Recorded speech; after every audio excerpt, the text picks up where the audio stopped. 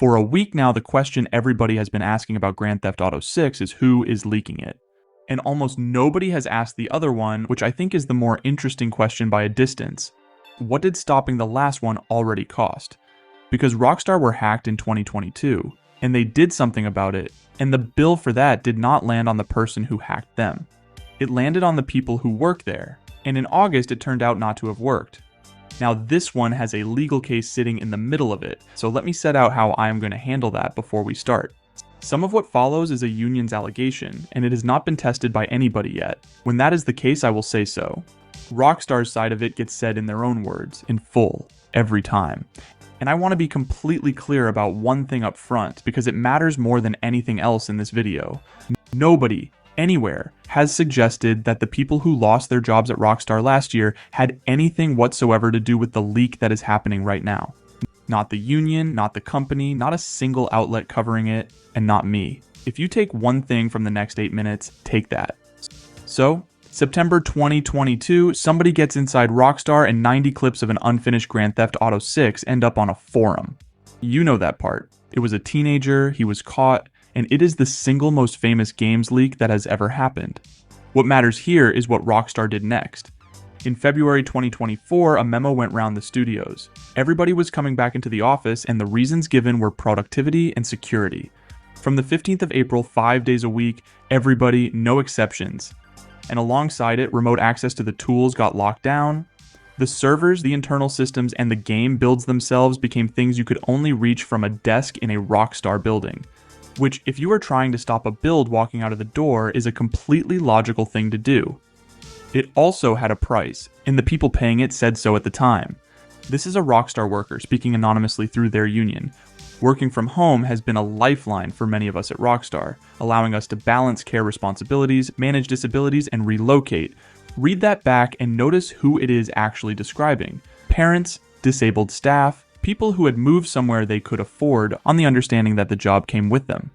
There was another one that stuck with me because it is so ordinary. We won't be able to answer Slack messages and emails and stuff like that when we're at home anymore. And the concerns reported at the time were the ones you would expect from people who have been through a Rockstar launch before. A return to brutal crunch, work-life balance going out of the window. Some of them suspected it was functioning as a quiet layoff, a way of getting people to leave on their own without anybody having to pay severance. An earlier petition against a softer 3-day version had already gathered 170 signatures, so none of this was a small internal grumble. And then, at the beginning of November last year, more than 30 people were dismissed, across Edinburgh, Dundee, Lincoln, and some in Canada as well. Here is where I have to be careful because there are two accounts of why, and they do not agree with each other at all. The union's account is that these were people organizing in a private trade union Discord server, that they had never discussed Rockstar products or plans in it, and that they were dismissed once management became aware the server existed.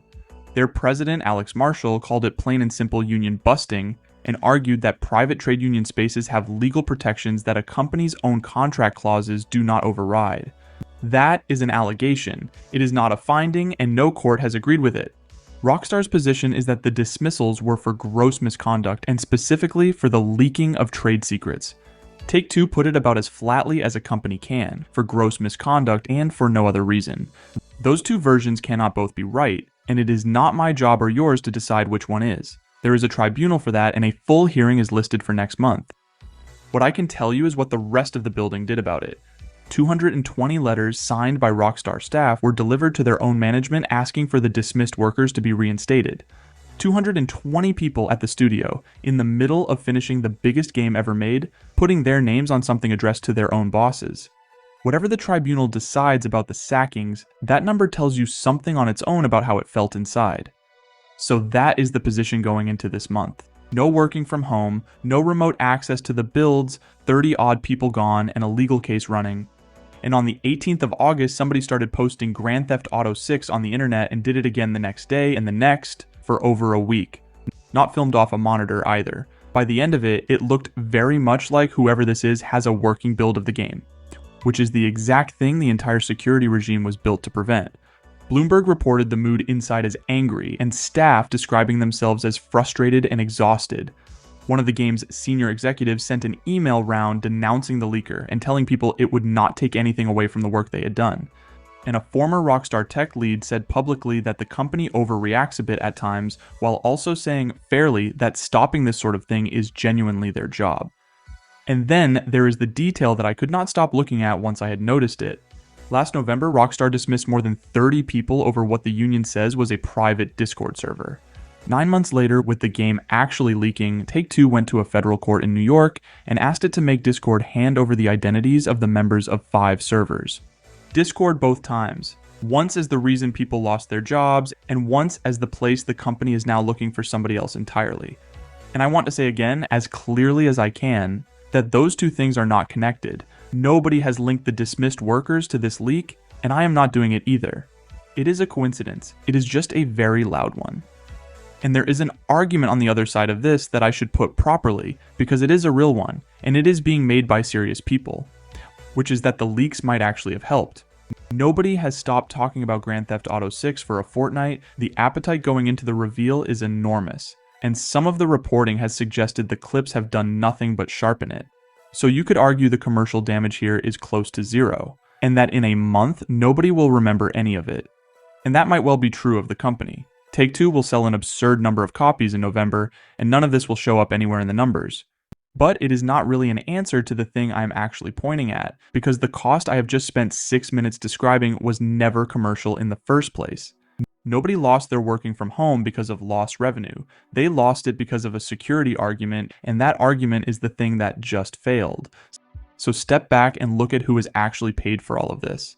A teenager broke into Rockstar in 2022 and got a hospital order for it, and that is the end of his part in the story. Everything after that was paid for by people who had nothing to do with it. They gave up working from home. Parents and disabled staff had their arrangements taken away on a security argument. 30 odd of them are in a legal fight over their jobs. And this month a stranger posted the game anyway, every day, for a week and a half, while the people who built it sat in an office they were required to be in. And I do not think the lesson here is that the security was pointless, because I genuinely do not know that. It is possible it stopped a dozen other things that we will never hear about, and it is possible this one came from somewhere the rules never reached. The lesson is about who absorbs it when a company decides to get serious. It is never the person who caused the problem, because they are already gone. It is whoever is still on the payroll. So when the extended look goes up and everybody starts talking about how good it looks, and it will look extraordinary, that is what I will be thinking about. Not the leaker and not the subpoenas. The couple of thousand people who made it who are on their 4th year of being punished for something a 17-year-old did. And none of that is an argument for feeling sorry for a company that will make several billion pounds out of this game, because it is not really about the company at all.